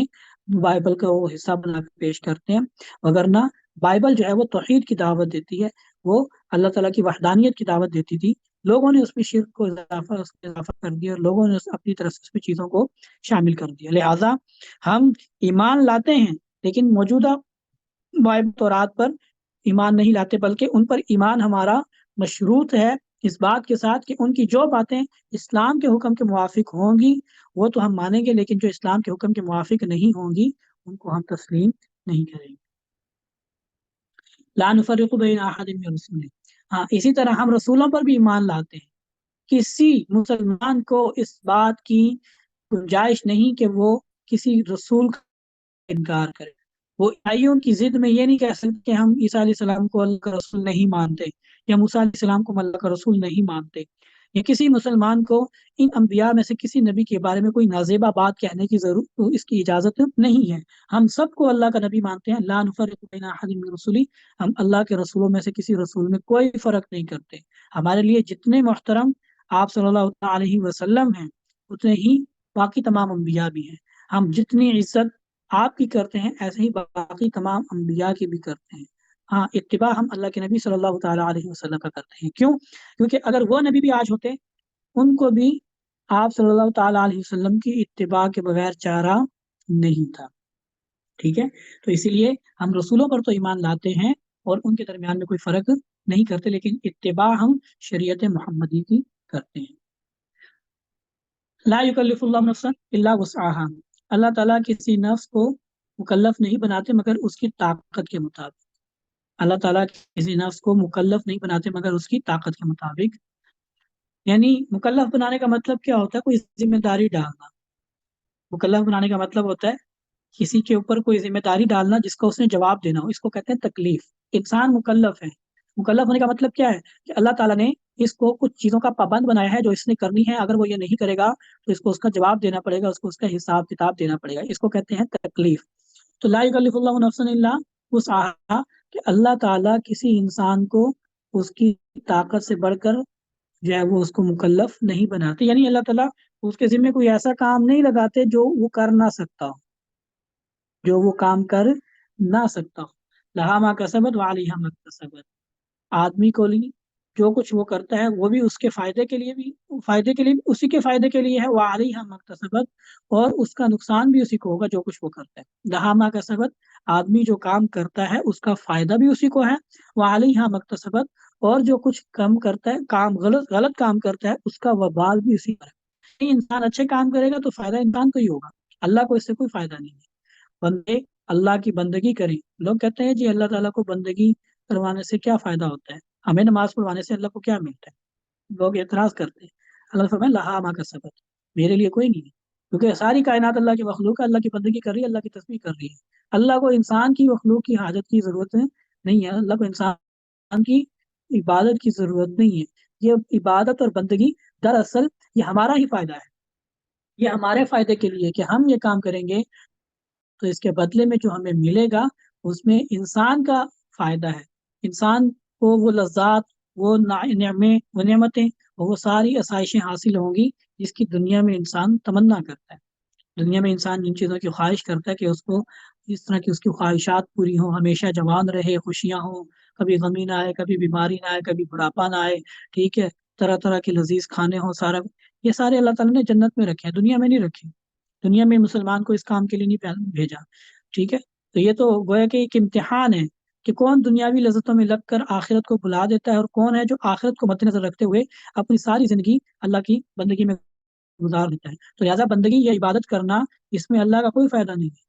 فائدہ بھی انسان ہی کا ہے، لہا ما کا سبب، جو کوئی انسان اچھے کام کرتا ہے اس کا فائدہ بھی انسان ہی کو ہے، وعلیہا مکتسبت، اور جو کوئی برے کام کرتا ہے اس کا وبال بھی اسی کے لیے۔ اللہ کا کوئی نقصان نہیں، کوئی کفر کر لے تو یہ کہتے میں اللہ کو نقصان پہنچا دیا، کوئی میں نے اللہ کو کوئی نقصان کر دیا، نہیں، علیہا، اس کا وبال بھی تمہیں بھگتنا پڑے گا، جہنم میں جلنا پڑے گا۔ تو لہذا اللہ تعالیٰ کو کسی کی بندگی کی نہ تو ضرورت ہے، اور نہ ہی اللہ تعالیٰ کو کسی کی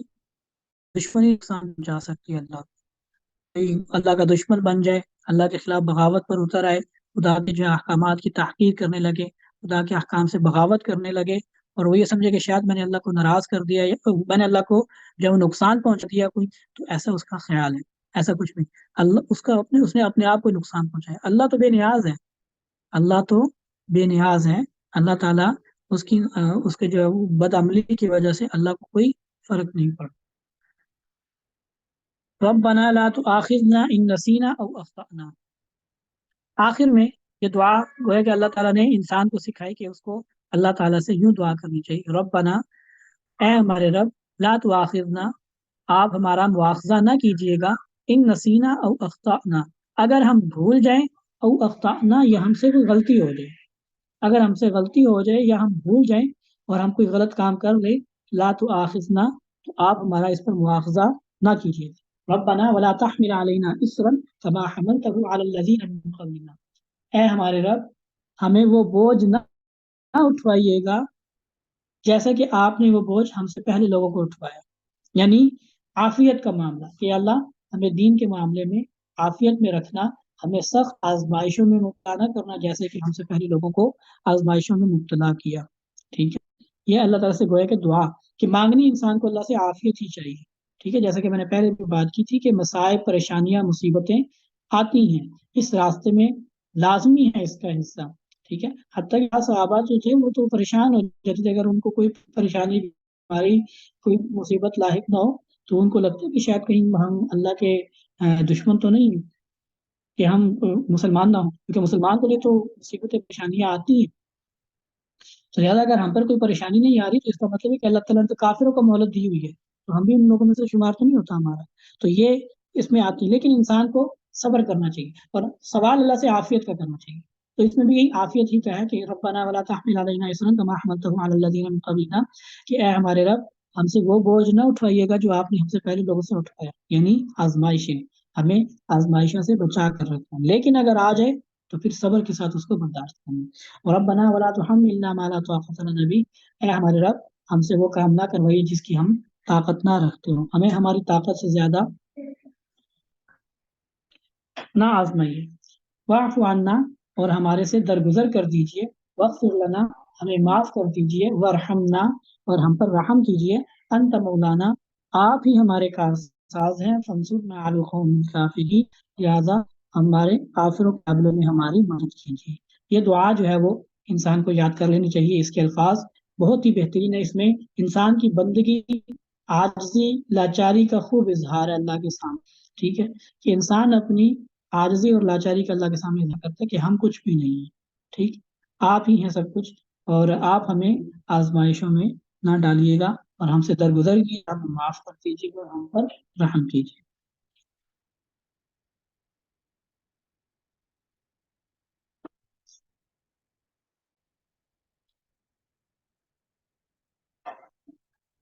ज़ुय्यिना लिन्नासि हुब्बु शहवाति मिनन निसाइ वल बनीना वल क़नातिरिल मुक़न्तरा मिनज़ ज़हबि वल फ़िज़्ज़ति वल ख़ैलिल मुसव्वमति वल अनआमि वल हर्थ। लोगों के लिए मुज़य्यन कर दिया गया है हुब्बु शहवात, शहवत की चीज़ों को, की मोहब्बत को। शहवत यानी मनपसंद चीज़ों की मोहब्बत को उनके लिए मुज़य्यन कर दिया गया है। ज़ुय्यिना लिन्नास हुब्बु शहवात, मुज़य्यन कर दिया गया है लोगों के लिए हुब्बु शहवात, मनपसंद चीज़ों की मोहब्बत को। कौन सी? मिनन निसा, वल बनीन, बेटे, वल क़नातीरिल मुक़न्तरति मिनज़ ज़हबि वल फ़िज़्ज़ा, सोने चांदी के ढेर, वल ख़ैलिल मुसव्वमा, निशान ज़दा घोड़े, वल अनआम, जानवर, वल हर्स, खेती बाड़ी। ज़ालिका मताउल हयातिद दुनिया, लेकिन ये दुनिया की ज़िंदगी का सामान है। वल्लाहु इंदहु हुस्नुल मआब, और अल्लाह के यहाँ बेहतरीन अंजाम है। कुल अउनब्बिउकुम बिखैरिम मिन ज़ालिकुम, आप उनसे कह दीजिए, अउनब्बिउकुम, क्या मैं तुम्हें बताऊं, बिखैरिम मिन ज़ालिकुम, इन सारी चीज़ों से बेहतर चीज़, जिन चीज़ों को तुम पसंद करते हो, क्या तुम्हें मैं इससे बेहतर चीज़ें बताऊं? लिल्लज़ीन तक़व इंद रब्बिहिम जन्नातुन,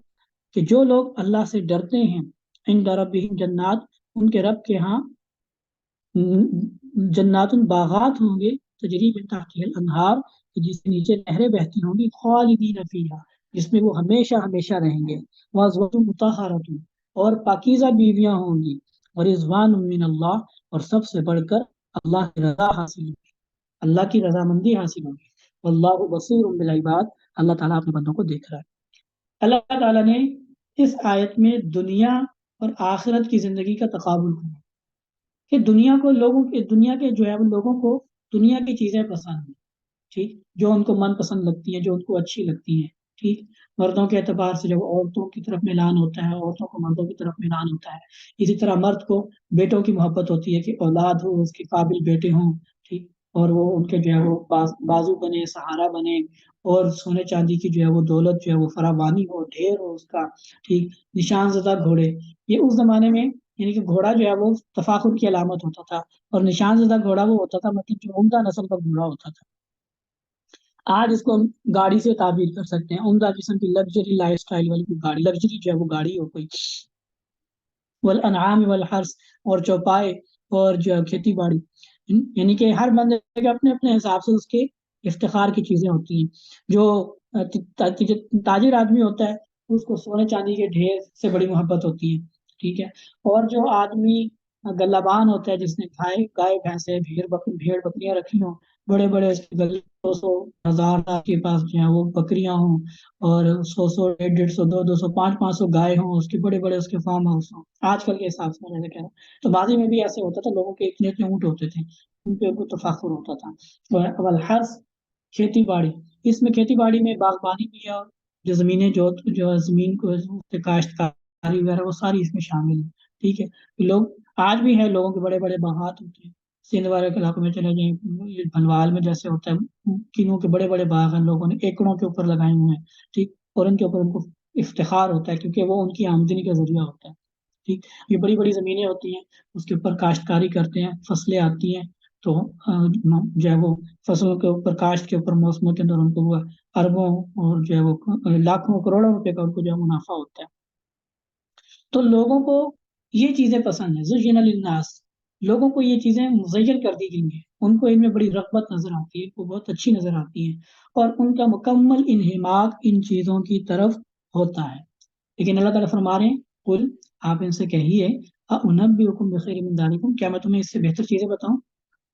क्यों? क्योंकि ये तो मताउल हयाती दुनिया, ये दुनिया की जिंदगी का सामान है, और दुनिया की जिंदगी आंख बंद करने की देर है बस, आंख बंद करने की देर है। ये माल और दौलत के ढेर, ये औलाद, ये बीवी बच्चे, ये सब कुछ इधर ही रह जाएगा, सब कुछ खत्म हो जाएगा। जितना मर्जी बड़ा कोई दौलत का खजाना हो, जितना मर्जी, आंख बंद होने की देर है, सब कुछ खत्म हो जाएगा। क्यों? ज़ालिका मताउल हयातिद दुनिया, ये दुनिया की जिंदगी का सामान है। तो जब तक दुनिया की जिंदगी है, तब तक ये सामान है। जब दुनिया की जिंदगी खत्म हुई, तो इनके होने से इंसान को कोई फायदा नहीं पहुंचा। हम देखते हैं कितनी मिसालें होती हैं, बड़ा अरबपति है, खरबपति है, मर गया, सब कुछ इधर ही है, कब्र के अंदर जो है वो अकेला चला गया, ठीक। तो आखिरत में ये काम नहीं आएगा, और दुनिया की जिंदगी भी महदूद है। تو اسی لیے فرمایا انبئکم بخیر من ذالک، کیا میں تمہیں اس سے بہتر چیز بتاؤں؟ آپ ان سے کہہ دیجئے کہ جن چیزوں کے پیچھے تم پاگل ہو رہے ہو، کیا تمہیں اس سے بہتر چیز بتاؤں؟ اور وہ کیا ہے؟ کہ جو لوگ اللہ سے ڈریں گے، للذین اتقوا، ان لوگوں کے لیے جو تقوی اختیار کریں، ان لوگوں کے لیے اللہ کے ہاں ایسے باغات ہوں گے کہ جس کے نیچے نہریں بہتی ہوں گی، اور وہ کبھی ختم نہیں ہوں گے، ہمیشہ رہیں گے اس میں۔ عارضی ہے نا، لیکن وہ خالدین فیہا، وہ اس میں ہمیشہ رہیں گے، ٹھیک، کبھی اس میں تعطل نہیں آئے گا۔ وہاں پہ کوئی موت نہیں ہے، وہاں پہ کوئی غم نہیں ہے، کوئی کسی قسم کی پریشانی نہیں ہے، ہمیشہ جوانی، ہمیشہ زندگی، کبھی بڑھاپا نہیں، کوئی بلڈ پریشر، شوگر، کوئی قسم کوئی بیماری نہیں، اور نعمتوں سے لطف اندوزی ہمیشہ ہمیشہ کے لیے، وازواج مطہرہ، اور پاکیزہ بیویاں ہوں گی، ورضوان من اللہ، اور سب سے بڑھ کر اللہ کی رضا حاصل ہوگی۔ جنت میں جو جائے گا، اللہ تعالیٰ یہ اعلان کر دیں گے میں تم لوگوں سے راضی ہوں، کام ہوگا، وہ اس نے ہمیں پیدا کیا، وہ ہم سے یوں کہے کہ میں تم سے راضی ہوں، ڈن، شاباش، میں تم سے خوش ہوں۔ دنیا کے اندر ہوتا ہے کہ آپ کو کوئی بڑا سینئر باس، کوئی بڑا جو آپ جہاں پہ کرتے ہیں، وہ اگر یہ تعریف کرتے کہ جی میں اس ملازم سے بڑا خوش ہوں اپنے، ماشاءاللہ یہ بہت محنت سے کام کرتا ہے، یہ ادھر آتا ہے، میں آپ کو یہ اعزازی شیلڈ دیتا ہوں، میں آپ کو یہ انعام دیتا ہوں، اور چند لوگوں کے سامنے اس کو تعریف کرتے تو وہ پھولے نہیں سماتا، ٹھیک ہے، وہ بڑا اس کے اوپر عزت محسوس کرتا ہے کہ جی میرے باس نے میری تعریف کی ہے، میرے سینئر نے میری تعریف کی، اور سب کے سامنے میری تعریف کی ہے۔ تو اس تعریف کے اوپر انسان اتنا اتراتا ہے، خوش ہوتا ہے، تو جنت کے اندر جب اللہ رب العزت یہ اعلان کر دیں گے، اور جنتی قیامت کے دن جب ساری کائنات کی جو مطلب انسان ہے، جو ساری حضرت آدم علیہ السلام کے بعد سے لے کر اب تک کے جتنے انسان ہیں، ان سب کے سامنے اللہ تعالیٰ اہل جنت کو اعزاز دیں گے کہ میں ان سب سے راضی ہو گیا، یہ میرے وہ بندے ہیں کہ جن سے میں راضی ہوں، جن لوگوں نے میرے احکامات کی پیروی۔ تو یہ بہت بڑا احساس ہے، بہت بڑا اعزاز ہوگا، اس کو ابھی ہم سمجھ نہیں سکتے، لیکن جب یہ موقع آئے گا، اور واقعی تک جو اللہ سے تقوی، اللہ کا جو اللہ سے خوف دل میں لے کر تقوی کے ساتھ اس دنیا سے رخصت ہوا ہوگا، اللہ کے احکامات کی پر جو ہے اس نے پیروی کی ہوگی، تو اتنے بڑے جو ہے وہ جو اس میں جو ہے وہ جہاں پہ سارے انبیاء کی امتیں ہوں گی، سارے انسان ہوں گے، قیامت تک کے جتنے انسان ہیں، حضرت آدم علیہ السلام سے لے کے قیامت تک کے جتنے انسان ہیں، اتنے بڑے مجمع کے اندر جب یہ کہا جائے گا کہ یہ اہل جنت یہ دائیں طرف ہو جائیں، اور اللہ تعالیٰ اپنی رضا کا، اپنی جو ہے وہ خوشنودی کا اعلان کریں گے کہ میں ان لوگوں سے راضی ہو گیا ہوں، یہ میرے بندے ہیں، عباد الرحمان، یہ رحمان کے بندے ہیں،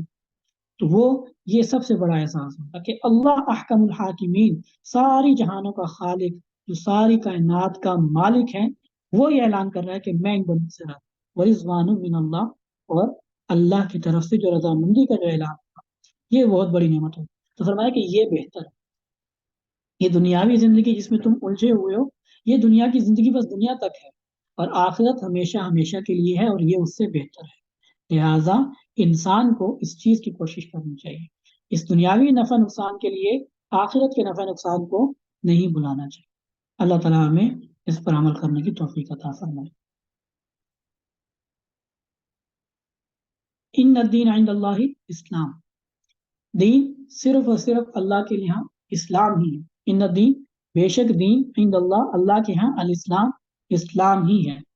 وما اختلف الذین اوتوا الکتاب الا من بعد ما جاءهم العلم، اور جن لوگوں نے اختلاف کیا ہے تو وہ علم کے آ جانے کے بعد اختلاف کیا، جن لوگوں نے اس کے بارے میں اختلاف کیا، یعنی اسلام کے بارے میں جو اختلاف کیا ہے اور اس کو قبول کرنے سے انکار کیا ہے، تو ایسا نہیں ہے کہ ان کو پتہ نہیں ہے، وہ معلوم نہیں، ان کو معلوم نہیں ہے، وہ ناواقف ہے، ان کو پتہ ہے، پتہ ہونے کے باوجود، من بعد ما جاءهم العلم، ان کو علم ہے، لیکن علم کے باوجود انہوں نے اس سے اختلاف کیا ہے، کیوں؟ بغیم بینہم، آپسی اناد کی وجہ سے، آپسی بغض کی وجہ سے، اناد کی وجہ سے انہوں نے، پتہ ہے ان کو یہ حق ہے، لیکن پھر بھی اناد کی وجہ سے انہوں نے اس کو قبول کرنے سے انکار کیا ہے۔ وَمَن يَكْفُرْ بِآيَاتِ اللَّهِ، اور جو کوئی اللہ کی آیات کا انکار کرتا ہے، فَإِنَّ اللَّهَ سَرِيعُ الْحِسَابِ، تو اللہ تعالیٰ جلد حساب لینے والے ہیں۔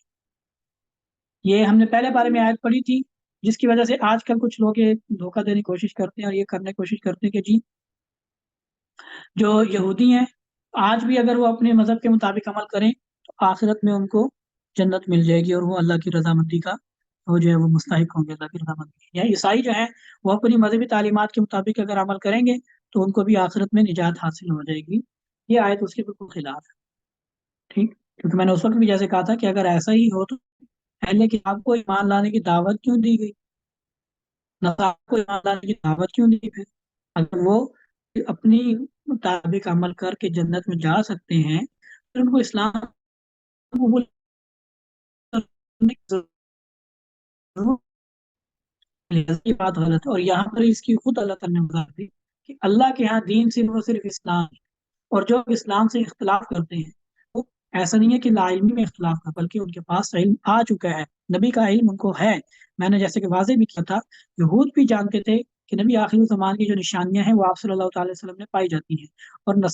نصارہ بھی یہ جانتے تھے کہ نبی آخر زمان کی جو نشانیاں ہیں وہ آپ صلی اللہ علیہ وسلم میں پائی جاتی ہیں، لیکن اس کے باوجود بھی انہیں باہمی اناد کی وجہ سے انہوں نے انکار کر دیا۔ تو لوگ جو کوئی اللہ کی آیات کا انکار کرتا ہے کھلی آنکھوں سے دیکھنے کے باوجود جو انکار کرتا ہے، تو اللہ پھر جلد حساب لینے والے ہیں۔ اللہ پھر قیامت میں پوچھیں گے کہ جب پتا تھا تو پھر کیوں قبول نہیں کیا؟ چلیں بس آگے یہاں سے آگے انشاءاللہ کل ہم آگے دیکھیں گے۔ تو اگر کسی نے کوئی پوچھنا ہو، کوئی بات اگر پوچھنی ہو کسی نے تو پوچھ سکتے ہیں۔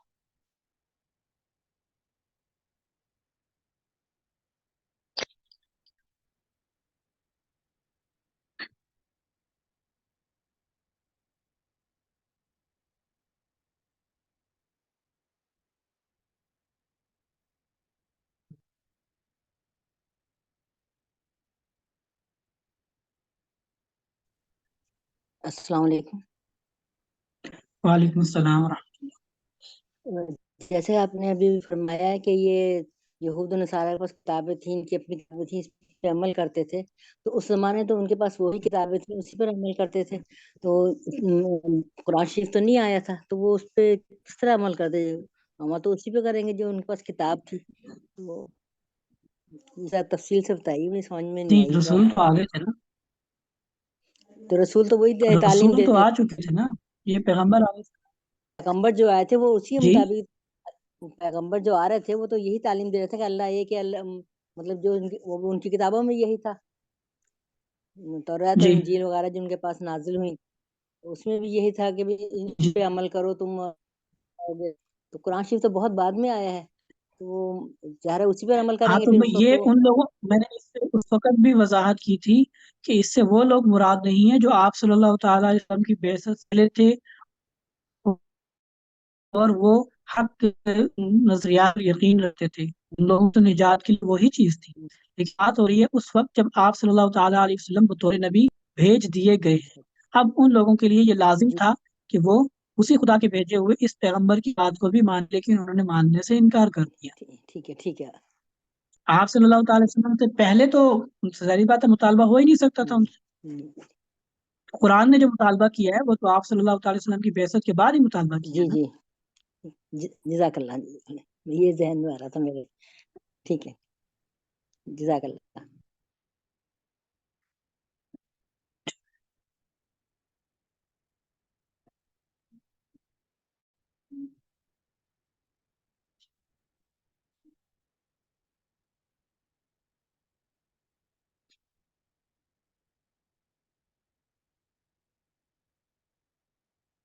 جی مزید بات ہے، کوئی سوال اگر کسی کو پوچھنا ہو۔